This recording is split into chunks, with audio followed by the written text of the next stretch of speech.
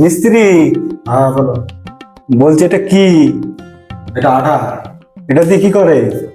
এটা দিয়ে মুখ বন্ধ করা হয়। ও আচ্ছা।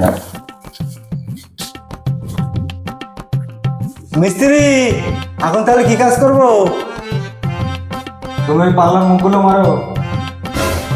মিস্ত্রি কি বললো, মুখ মারতে? ও মিস্ত্রি কি বললে, মুখ বন্ধ করতে? হ্যাঁ হ্যাঁ, যা পারো করো, মুখ মারবা তো মারো। পাগলা চুদা হাগলা চুদা নিয়ে মানে যন্ত্রণা। अच्छा।